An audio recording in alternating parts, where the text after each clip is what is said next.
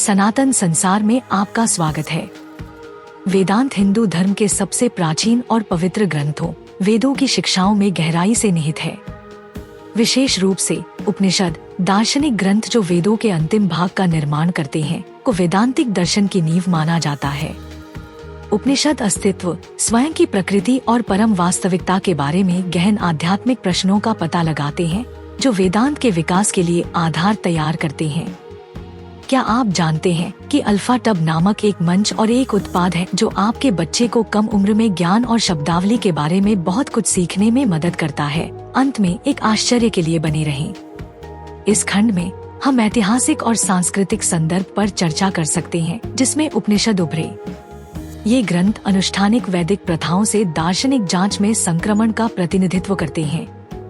हम उपनिषदों की प्रमुख शिक्षाओं जैसे अहम ब्रह्मास्मि, मैं ब्रह्मा हूँ, और तत्त्वमसि, तू ही वह है, का अन्वेषण कर सकते हैं जो वेदांत के अद्वैतवादी सार को समाहित करती हैं। यह खंड प्रारंभिक वैदिक ब्रह्मांड विज्ञान, ब्राह्मणों, पुरोहिती ग्रंथों की भूमिका और कैसे उपनिषदों ने ध्यान और आत्मजांच जैसे आंतरिक आध्यात्मिक अभ्यासों पर ध्यान केंद्रित किया, बाहरी अनुष्ठानों पर भी प्रकाश डाल सकता है। सदियों से वेदांत कई अलग अलग स्कूलों में विकसित हुआ, जिनमें से प्रत्येक ने ब्रह्मा, सर्वोच्च वास्तविकता और आत्मा या व्यक्तिगत आत्मा के बीच के संबंध की एक अलग व्याख्या पेश की। अद्वैत वेदांत अद्वैतवाद 8वीं शताब्दी में आदि शंकराचार्य द्वारा विकसित। अद्वैत वेदांत का मानना है कि ब्रह्मा ही एकमात्र सच्ची वास्तविकता है और रूपों और भेदों की दुनिया केवल माया द्वारा उत्पन्न एक भ्रम है। इस विचारधारा के अनुसार व्यक्तिगत आत्मा ब्रह्मा के समान है और आत्मज्ञान के माध्यम से इस अद्वैत को महसूस करके मुक्ति, मोक्ष प्राप्त की जाती है। विशिष्टाद्वैत वेदांत योग्य अद्वैतवाद 11वीं शताब्दी में रामानुजाचार्य द्वारा स्थापित विशिष्टाद्वैत सिखाता है कि जबकि ब्रह्मा सर्वोच्च वास्तविकता है, व्यक्तिगत आत्मा ब्रह्मा से अलग है, लेकिन समुद्र में एक लहर की तरह अविभाज्य है। मुक्ति ब्रह्मा के प्रति भक्ति के माध्यम से प्राप्त की जाती है, विशेष रूप से विष्णु के रूप में। द्वैत वेदांत द्वैतवाद 13वीं शताब्दी में माध्वाचार्य द्वारा स्थापित द्वैत वेदांत का दावा है कि ब्रह्मा और व्यक्तिगत आत्मा हमेशा अलग और भिन्न है। इस द्वैतवादी दर्शन में एक व्यक्तिगत ईश्वर के प्रति अटूट भक्ति के माध्यम से मुक्ति प्राप्त की जाती है और व्यक्तिगत आत्मा कभी भी ब्रह्मा में विलीन नहीं होती है। इनमें से प्रत्येक स्कूल ने भारतीय आध्यात्मिक प्रथाओं और भक्ति परंपराओं पर गहरी छाप छोड़ी है, जो वैष्णववाद के मंदिर अनुष्ठानों से लेकर अद्वैत वेदांत की ध्यान संबंधी प्रथाओं तक सब कुछ प्रभावित करती है। वेदांत कई केंद्रीय दार्शनिक अवधारणाओं के इर्द गिर्द घूमता है जो अस्तित्व और वास्तविकता की प्रकृति की इसकी समझ को परिभाषित करते हैं। ब्रह्मा को पूर्ण, अपरिवर्तनीय और अनंत वास्तविकता के रूप में वर्णित किया गया है जो सभी रूपों और भेदों से परे है। वेदांत के स्कूल के आधार पर ब्रह्मा को निर्गुण, गुणों के बिना या सगुण, गुणों के साथ के रूप में देखा जा सकता है। उदाहरण के लिए अद्वैत वेदांत निर्गुण ब्रह्मा, ईश्वर के निराकार और अवैयक्तिक पहलू पर ध्यान केंद्रित करता है, जबकि विशिष्टाद्वैत और द्वैत वेदांत सगुण ब्रह्मा, गुणों वाले व्यक्तिगत ईश्वर पर जोर देते हैं। आत्मा, व्यक्तिगत आत्मा या आत्मा वेदांतिक दर्शन का केंद्र है। अद्वैत वेदांत में आत्मा को ब्रह्मा से अलग नहीं माना जाता है और आत्म साक्षात्कार इस एकता को पहचानने की प्रक्रिया है। अन्य विचारधाराओं में आत्मा कुछ हद तक व्यक्तित्व को बनाए रखती है, लेकिन फिर भी ब्रह्मा से गहराई से जुड़ी होती है। माया भ्रम का सिद्धांत है जो वास्तविकता की वास्तविक प्रकृति को अस्पष्ट करता है और व्यक्तियों को दुनिया को अलगाव और द्वैत के स्थान के रूप में देखने का कारण बनता है। माया स्वयं और बाहरी दुनिया के बीच अंतर का भ्रम पैदा करती है, जिससे आसक्ति और पीड़ा होती है। मुक्ति में ज्ञान या भक्ति के माध्यम से माया से परे जाना शामिल है। मोक्ष वेदांत में अंतिम लक्ष्य मोक्ष है या जन्म और मृत्यु, संसार के चक्र से मुक्ति। मोक्ष आत्मा और ब्रह्मा, अद्वैत में की एकता को महसूस करके या ईश्वर के सामने आत्मसमर्पण करके आस्तिक विचारधाराओं में प्राप्त किया जाता है। इस मुक्ति की विशेषता शाश्वत आनंद और पीड़ा से मुक्ति है। वेदांत आध्यात्मिक मुक्ति के विभिन्न मार्गों को स्वीकार करता है, जो अलग अलग स्वभाव और क्षमताओं वाले व्यक्तियों की सेवा करता है। ज्ञान योग, ज्ञान का मार्ग यह अद्वैत वेदांत द्वारा समर्थित प्राथमिक मार्ग है। ज्ञान योग में आत्मजांच, चिंतन और स्वयं की प्रकृति पर ध्यान शामिल है। शरीर और मन के साथ झूठी पहचान को त्याग कर साधक को यह एहसास होता है कि आत्मा ब्रह्मा से अलग नहीं है। यह प्रत्यक्ष अनुभव का मार्ग है जो ज्ञान और बुद्धि पर केंद्रित है। भक्ति योग। भक्ति का मार्ग भक्ति योग एक व्यक्तिगत देवता के प्रति गहन प्रेम और भक्ति की खेती पर जोर देता है। यह मार्ग विशिष्टाद्वैत और द्वैत वेदांत जैसे आस्तिक विद्यालयों में विशेष रूप से प्रमुख है। ईश्वर के प्रति समर्पण करके और ईश्वर के साथ एक गहरा भावनात्मक संबंध विकसित करके साधक अहंकार को समाप्त कर देता है और मुक्ति प्राप्त करता है। कर्मयोग। कार्य का मार्ग कर्म योग में निस्वार्थ भाव से और कर्मों के फलों के प्रति आसक्ति के बिना अपने कर्तव्यों का पालन करना शामिल है। यह मार्ग उन लोगों के लिए अनुशंसित है जो सक्रिय जीवन जीते हैं लेकिन फिर भी आध्यात्मिक विकास चाहते हैं। सभी कार्यों को ईश्वर या महान भलाई के लिए समर्पित करके साधक मन को शुद्ध करता है और उसे उच्च स्तर की प्राप्ति के लिए तैयार करता है।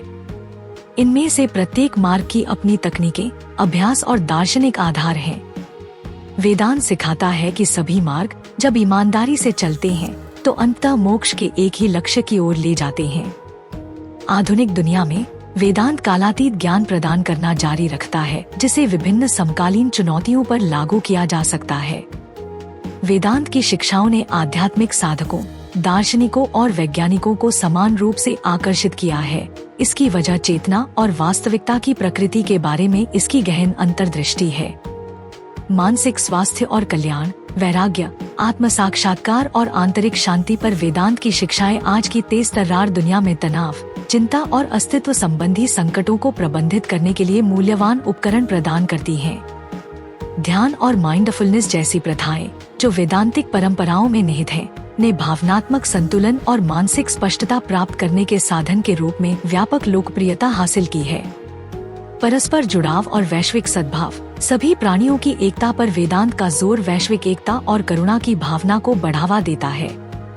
दर्शन सिखाता है कि व्यक्तियों, राष्ट्रों और धर्मों के बीच सभी भेद अंततः भ्रामक हैं और हमारी साझा दिव्यता को पहचानना एक अधिक शांतिपूर्ण और सामंजस्यपूर्ण दुनिया बनाने की कुंजी है।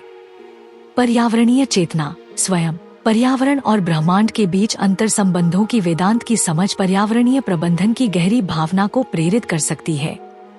यह समझकर कि सभी जीव एक ही सार्वभौमिक चेतना का हिस्सा हैं, व्यक्ति प्रकृति की रक्षा और संरक्षण के लिए अधिक जिम्मेदारी महसूस कर सकते हैं। 19वीं और 20वीं शताब्दी में वेदांत ने पश्चिमी दार्शनिक और आध्यात्मिक विचारों को प्रभावित करना शुरू कर दिया। Swami Vivekananda, Ralph Waldo immersion और कार्ल जंग जैसे लोगों ने चेतना, स्वयं और आंतरिक सत्य की खोज की प्रकृति का पता लगाने के लिए वेदांत की शिक्षाओं का सहारा लिया। 1893 में विश्व धर्म संसद में स्वामी विवेकानंद के प्रसिद्ध संबोधन ने वेदांत को वैश्विक दर्शकों के सामने पेश किया, जिसमें इसके संदेश की सार्वभौमिकता और सांस्कृतिक या धार्मिक पृष्ठभूमि की परवाह किए बिना सभी लोगों के लिए इसकी प्रासंगिकता पर जोर दिया गया। अद्वैत वेदांत के अद्वैतवादी दर्शन ने ट्रांसेंडेंटलिज्म और न्यू एज आध्यात्मिकता जैसे आंदोलनों को भी प्रभावित किया, जिसमें सभी अस्तित्व की एकता और आत्म साक्षात्कार के महत्व का विचार शामिल था। निष्कर्ष और कार्रवाई का आह्वान। अंत में वेदांत दर्शन जीवन के सबसे गहरे सवालों की व्यापक समझ प्रदान करता है, स्वयं की प्रकृति से लेकर ब्रह्मा की परम वास्तविकता तक। इसके विभिन्न विद्यालयों और मुक्ति के मार्गों की खोज करके व्यक्ति एक परिवर्तनकारी आध्यात्मिक यात्रा पर निकल सकते हैं। चाहे ज्ञान, भक्ति या निस्वार्थ कर्म के माध्यम से, वेदांत सिखाता है कि जीवन का लक्ष्य अलगाव के भ्रम को पार करना और सभी अस्तित्व की एकता का एहसास करना है। हमारे चैनल का सदस्य बने। इसमें शामिल होने से आपको इस वीडियो और इसके जैसे कई अन्य वीडियो तक विशेष पहुंच मिलेगी, जो प्राचीन ग्रंथों में गहराई से उतरेंगे और हमारी आधुनिक दुनिया के लिए उनकी प्रासंगिकता की खोज करेंगे। एक सदस्य के रूप में आप आनंद लेंगे। नए वीडियो तक जल्दी पहुंच।